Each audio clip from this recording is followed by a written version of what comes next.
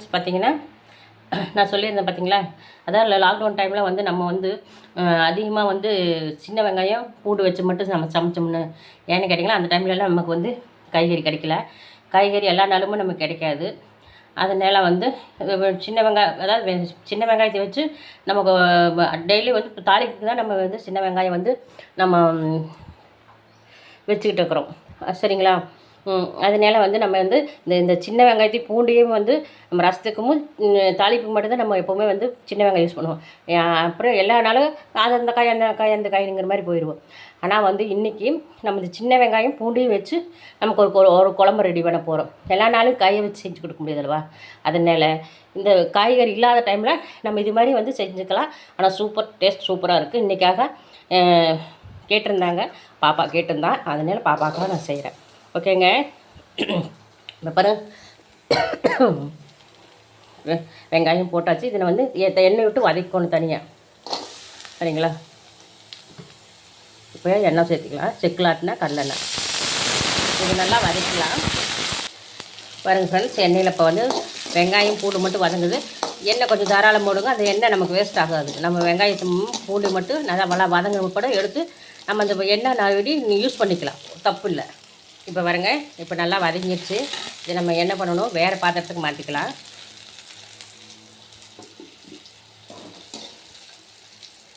இப்போ பாருங்கள் ஃப்ரெண்ட்ஸ், இது செக்கில் ஆட்டின நல்லெண்ணெய். நான் செக்கில் ஆட்டின நல்லெண்ணெய் கடலெண்ணெய் தான் யூஸ் பண்ணுறேன். இப்போ பாருங்க,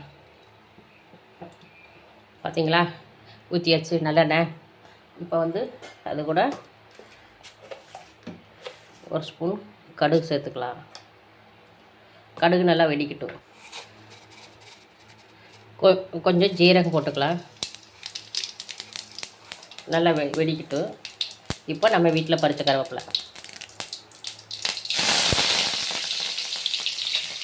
இப்போ நம்ம என்ன பண்ணணும், ஃபஸ்ட்டு தக்காளி போட்டுக்கலாம். இப்போ நல்லா வதக்கலாம். பார்த்திங்களா, தக்காளி வந்து நல்லா மசிஞ்சிருச்சு எண்ணெயிலே போட்டு. அடுத்தது பார்த்திங்கன்னா, நம்ம வதக்கி வச்சோம் பார்த்திங்களா பூண்டு வெங்காயம், அதையும் சேர்த்துக்கலாம். இப்போ நல்லா அதோடனே கிளறிக்கலாம். பாருங்கள், எல்லாம் ஒன்று கலக்கிற மாதிரி கலந்துக்கணும். சரிங்களா? ஓகேக்கா. இப்போ பாருங்கள் ஃப்ரெண்ட்ஸ், இதில் வந்து மிளகாத்தூள், இது வந்து வீட்டில் அரைச்ச மசாலா, இது வந்து பார்த்திங்கன்னா மல்லித்தூள். மிளகாத்தூள், வீட்டில் அரைச்ச மசாலா, அதாவது குழம்பு மசாலா, இது மல்லித்தூள். இது மூணையும் வந்து இப்போ சேர்த்துக்கலாம். ஓகேங்களா?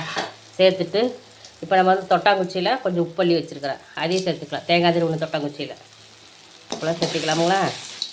அப்புறம் பெருங்காயத்தூள், அது கொஞ்சம் போட்டுக்கலாம். இப்போ நல்லா பாருங்கள் ஃப்ரெண்ட்ஸ், இப்போ எல்லாமே நல்லா கலந்துருச்சு.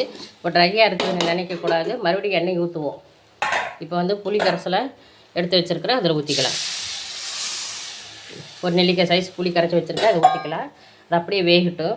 அப்புறம் இப்போ பாருங்கள் எப்படி கொதிக்குன்னு பாருங்கள். எல்லாம் தாளிச்சு விட்டாச்சு.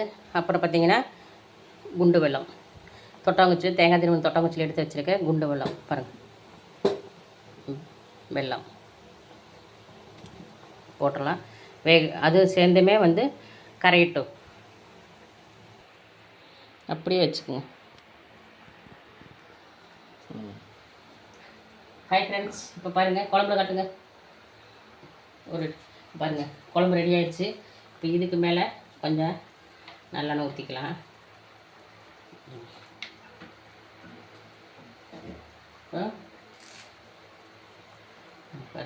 அவ்வளோதான். நம்ம வந்து பாருங்கள்,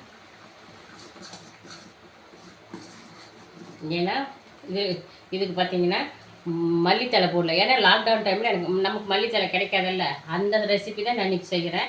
புளிக்குழம்பு பாருங்கள். சரிங்களா? அவ்வளோதான் ஃப்ரெண்ட்ஸ், இப்போ ரெடி ஆகிடுச்சு. இப்போ நம்ம அடுப்பு ஆஃப் பண்ணிக்கலாம். இப்போ டேஸ்ட் பண்ணி பார்க்கலாம்.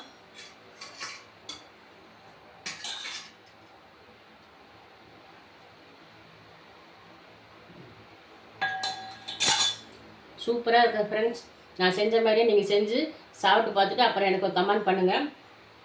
ஃபுல்லுக்குள்ளே இது வந்து உங்களுக்கு பார்த்தீங்கன்னா நம்ம வந்து நல்லெண்ணெய் 2 டைம் நல்லெண்ணெய் சேர்த்துருக்குறோம், செக்குலாட்டு நல்லெண்ணெய். அதே மாதிரி நம்ம இன்றைக்கி சமையல் பார்த்திங்கன்னா பாப்பாலாம் கேட்டிருந்தாங்க, அக்கா இன்றைக்கி டெய்லி சமைச்சது போகணுன்னு. இப்போ பார்த்திங்கன்னா இது கீரை. இதையும் டேஸ்ட் பண்ணி பார்த்தலாம். சரிங்களா? எனக்கு ரெண்டுமே சூப்பராக இருக்குது. குழம்பு பாருங்கள், அவ்வளோ சூப்பராக இருக்குது. அப்படியே பாருங்கள், கமிச்சுங்க. ஓகே ஃப்ரெண்ட்ஸ், நல்லா டூன் பண்ணிக்கணுங்க. பாருங்கள் எப்படி இருக்குன்னு பாருங்கள். பார்த்தீங்களா? பிடிச்ச பாருங்கள், இதே மாதிரி செஞ்சு சாப்பிடுங்க. சாப்பிட்டு எப்படி இருக்குன்னு எனக்கு கமெண்ட் பண்ணுங்கள். பிடிச்சிருந்தா லைக் பண்ணி சப்போர்ட் பண்ணி சப்ஸ்கிரைப் பண்ணுங்கள் ஃப்ரெண்ட்ஸ். பாய்.